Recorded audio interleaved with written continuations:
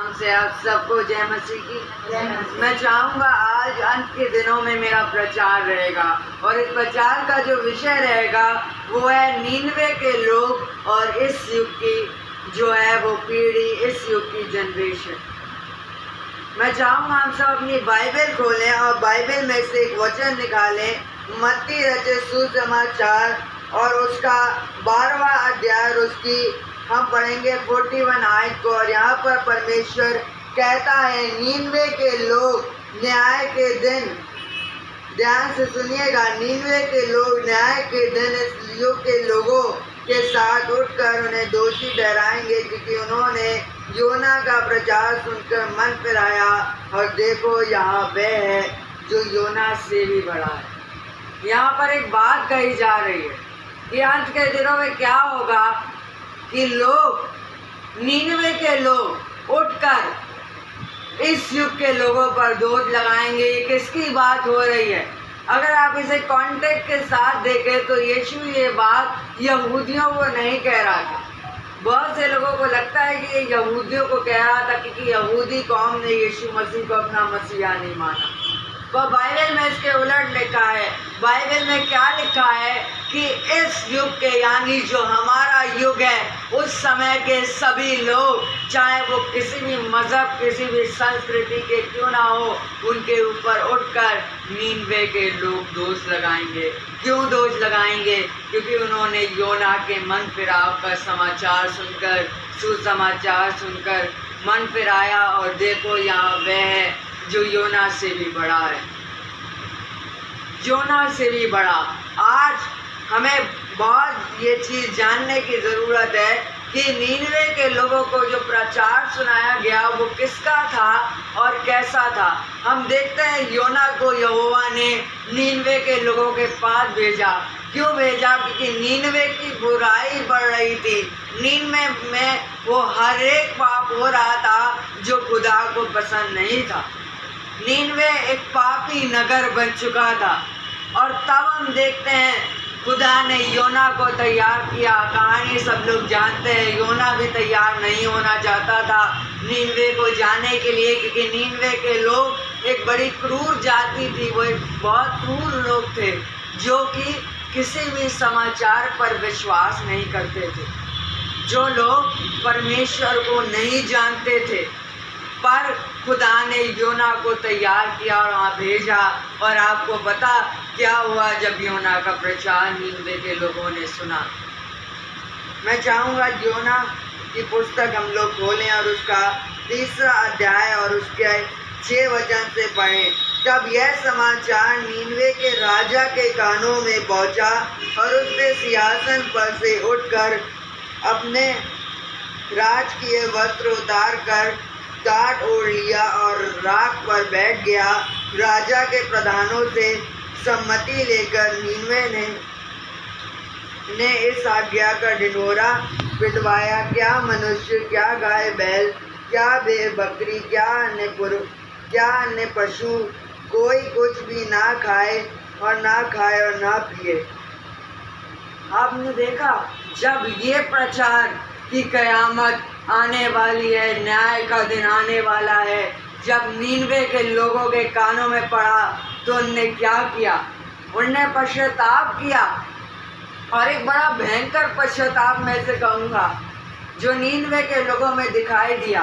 हम देखते हैं राजा को इन सब चीज़ों से कोई मतलब नहीं होता है कि कोई नबी, कोई धार्मिक गुरु क्या कह रहा है। आज के राजा भी, आज के नेता भी इससे ज़्यादा संबंध नहीं रखते। क्या मैं सही हूँ? आज भी परमेश्वर के साथ राजा महाराजाओं का संबंध उतना नहीं रहता। पर हम देखते हैं वहाँ के राजा के कानों में एक बात पड़ी। क्यों? क्योंकि नीनवे के लोग परमेश्वर के वचन से हिल गए थे। परमेश्वर का वचन हिला देता है। लिखा है हिरनी उसके वचन के लिए हाँफती है। उसका वचन ऐसा है कि लोग उसका वचन सुनकर हाँफ जाते हैं। लोग हाँफ जाते हैं उसका वचन सुनकर। लोगों के अंदर एक क्रेविंग हो जाती है कि मैं खुदा का वचन सुनूं। और नीनवे के लोगों को योना ने प्रचार किया कि मन फिराओ और तौबा करो और खुदा के पास आओ। और हम देखते हैं राजा ने राजकीय वस्त्र उतारे, जो शाही कपड़े थे, जो आभूषणों से भरे हुए कपड़े थे, राजा ने वो कपड़ा उतारा, अपने राजकीय ठाठ से वो नीचे आया। ये आय मुझे बहुत अच्छी लगती है कि राजा ने वस्त्र उतारे और वो सिंहासन से नीचे आया। जानते हैं परमेश्वर के सामने नीचे होकर आना पड़ता है। परमेश्वर के सामने पश्चाताप की आशा लिए हुए हमें नीचे और नम्र होकर आना होता है। ये बात बड़ी अच्छी लगी मुझे, क्योंकि हम फरीसी और चुंगी लेने वाले की कथा में भी जो यीशु ने सुनाए, ये देख सकते हैं कि जब चुंगी लेने वाला अपने सूरत को, अपनी शक्ल को नीचे कर कर, छाती पीट पीट कर नम्र होकर कहता है कि प्रभु मुझ पर दया करो, तो उसे दया मिली। इसीलिए परमेश्वर के सामने हलीम बनकर पश्चाताप करना जरूरी है। आज ये प्रचार हो रहा है कि परमेश्वर हमको क्या आशीष देगा। आज लोग प्रतिज्ञा पर ज़्यादा ध्यान दे रहे हैं। जिस भी चर्च में जाओ मैं यही सुनता हूँ, प्रतिज्ञा है परमेश्वर की, आज आपके जीवन के साथ ये प्रतिज्ञा है। पर क्या आप प्रतिज्ञा के पीछे छुपी आज्ञा को देख रहे हो? परमेश्वर आपको आशीष देगा, आपको क्षमा देगा, ये प्रतिज्ञा है। पर आज्ञा क्या है? जब पश्चाताप करोगे, जब नम्र बनोगे, जब नीचे आओगे, दया प्रदान की जाएगी। जब नीचे बनोगे, जब अपने आप को नम्र कर लोगे, जब अपने आप को हलीम कर लोगे। और हम देखते हैं टाट ओढ़ी। टाट ओढ़ना कोई आसान चीज नहीं थी। टाट हमारे दुपट्टों की तरह नहीं था जो हमने ओढ़ लिया और दुआ करने लगे। टाट एक ऐसी चीज थी जिसे ओढ़ने में सर में बहुत तकलीफ होती थी, बहुत दर्द होता था। और एक राजा जो गुदगुदे सिंहासन पर बैठता था, वो किस पर बैठा? राख पर, एशेस पर वो बैठा। आज हमें भी जरूरी है कंफर्ट जोन से बाहर निकलो। Get out of your comfort zone, क्योंकि जब तक आप अपनी कंफर्ट जोन में घुसे हुए हो, खुदा आपसे बात नहीं करेगा। जब तक आप गुदगुदे बिस्तर पर बैठकर प्रार्थना करोगे, खुदा उस प्रार्थना को कबूल नहीं करेगा। पश्चाताप की प्रार्थना लोग बड़े मजे में होकर कर लेते हैं कि प्रभु मुझे क्षमा कर, मुझसे गलती हो गई। पर आपको पता है जब पवित्र आत्मा पश्चाताप की प्रार्थना कराता है तो कैसे कराता है? पवित्र आत्मा तब हमारे साथ आहें भरता है, सिसकियाँ लेता है, रोने वाली सिसकियाँ, आहें भरता है, मिन्नतें करता है, पश्चाताप करता है। जब हमारे अंदर हृदय से पश्चाताप उठता है, जब हमारे हृदय से पश्चाताप निकलता है, तो वही पश्चाताप है, वही पश्चाताप की सही डेफिनेशन है। पर क्या आज हम ये पश्चाताप कर रहे हैं? दिन के आखिर में खुदा से माफ़ी मांगना बड़ी बात नहीं है, अपने हृदय से माफ़ी मांगना बड़ी बात है। माफ़ी तो मैं मुंह से कह दूंगा कि खुदा मुझे माफ़ कर, पर क्या मैं अपने मन में सच में माफ़ी चाहता हूँ? क्या मैं अपने मन को सच में खाली करना चाहता हूँ? मुझे गीत की ये लाइन बड़ी अच्छी लगती है कि हे खुदा तूने किया खाली अपने आप को। खुदा ने अपने आप को खाली किया, अपने आप को शून्य किया। उसने अपने आप को नम्र बनाया ताकि मैं और आप पश्चाताप करें। वो मेरे और आपके लिए पश्चाताप बलि बनकर चढ़ गया। इब्रानियों की पत्री पर मैं आज कल अध्ययन कर रहा हूँ और इब्रानियों की पत्री में मुझे एक बात पता चली। इब्रानियों का लेखक बार बार ये कहता है कि यीशु हमारा महायाजक है और हमारी प्रायश्चित की बलि है। लेखक कहते हैं कि यीशु एक ऐसे प्रायश्चित की बलि है जिसके बाद जानवरों को चढ़ाया जाना जरूरी नहीं। आज आप कहीं देखते हो कि चर्च में किसी जानवर को चढ़ाया जा रहा है? नहीं। क्यों? क्योंकि हमारे चर्च की फाउंडेशन ही इस बात पर लिखी गई है कि यीशु एक प्रायश्चित की बलि है जो चढ़ चुका है और फिर आपका काम क्या है? आपका काम बस नम्र बनना है। पर यीशु की ये बात बड़ी हैरान कर देती है कि नीनवे के वो पापी, वो व्यभिचारी, वो चोर जो एक समय ऐसे थे, वो अंत के दिनों में उठेंगे और दोष लगाएंगे आज के इस युग पर, दोष लगाएंगे भारत की कलीसिया पर कि तूने पश्चाताप नहीं किया। योना कौन था? योना खुदा का एक नबी था, यहोवा का एक नबी था। और यीशु कौन था? यीशु स्वयं खुदा था। सोचे नीनवे के लोगों में क्या बात थी। उसने एक नबी को, सिर्फ एक नबी की बात को सुनकर मन फिराया। और आज मैं और आप नए नियम की गॉस्पेल को पढ़कर, यूहन्ना, मत्ती, मरकुस, लूका, यूहन्ना, ये जो 4 गॉस्पेल हैं, इन्हें पढ़कर भी मन नहीं फिरा पा रहे। पर नीनवे के लोगों में ऐसा क्या था? नीनवे के लोग उपवास के साथ, नीनवे के लोग नम्र बनने के साथ प्रार्थना करते थे। पशुओं ने भी टाट ओढ़ी थी। पशु ने कोई पाप किया होता है क्या? पशु कोई पाप नहीं कर सकता, पर पशुओं ने भी टाट ओढ़ी। उनके जानवरों ने भी अपने आप को नम्र किया। पता है क्योंकि खुदा जानवरों का भी यूज करना जानता है। जब योना को लाइन पे लाना था, मछ के पेट में डाल दिया। योना के बारे में लिखा है वो नर्क तक नीचे गिर गया था। यानी जब वो मछली के पेट में गया, उसे वहां पर जहन्नुम का एहसास हुआ, नर्क का एहसास हुआ, और वहां से उसने पश्चाताप की प्रार्थना की।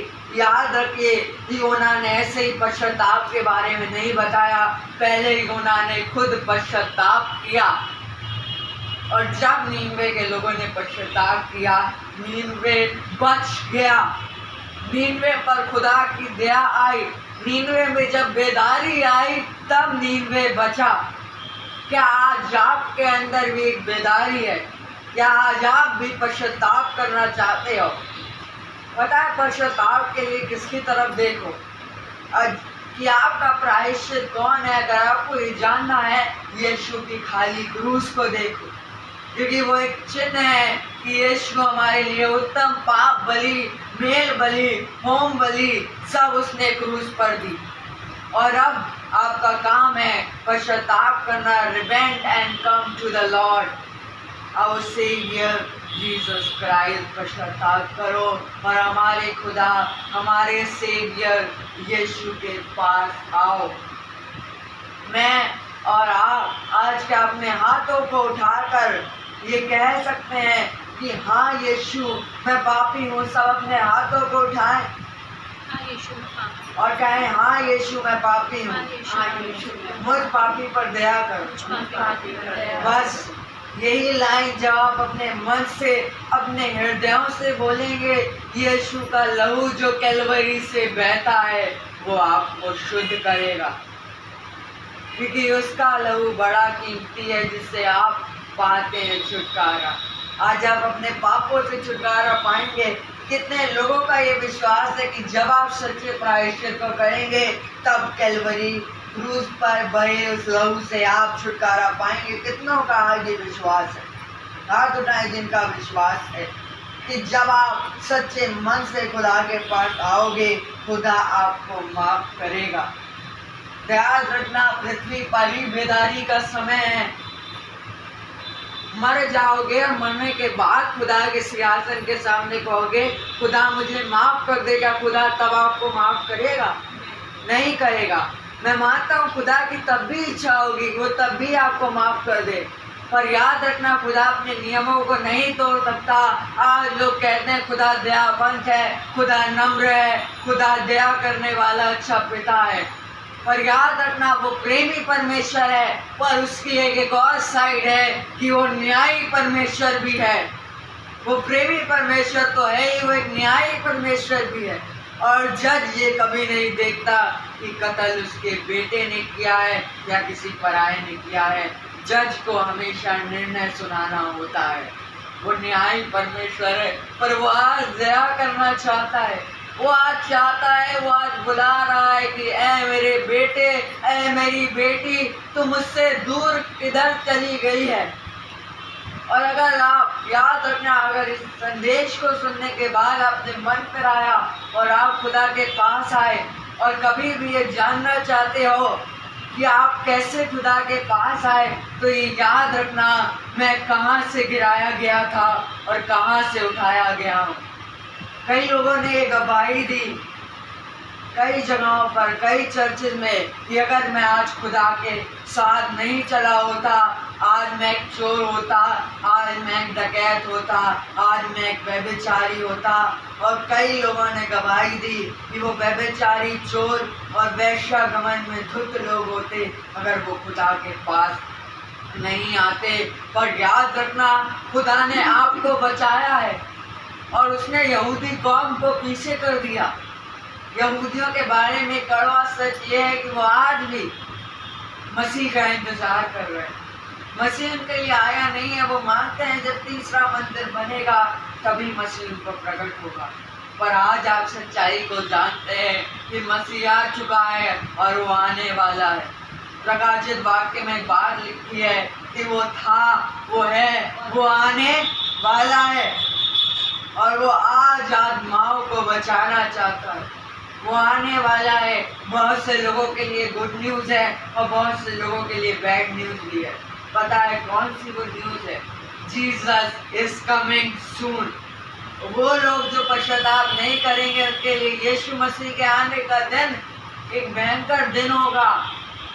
वो कह रहे होंगे कि क्या आप पर टूट पड़ी है हमारे पर। जानते हैं विश्वासियों का क्या रिएक्शन होगा? हम विश्वासियों के चेहरे पर उस दिन नूर होगा और हम यूहन्ना की प्रार्थना से अपने जीवन को खुदा को देंगे, उस अनंत महिमा में प्रवेश करेंगे। हम यीशु जब आ रहा होगा हम भी कहने पाएंगे, प्रभु यीशु आ, मेरे दिल में आ और मुझे यहाँ से ले जा।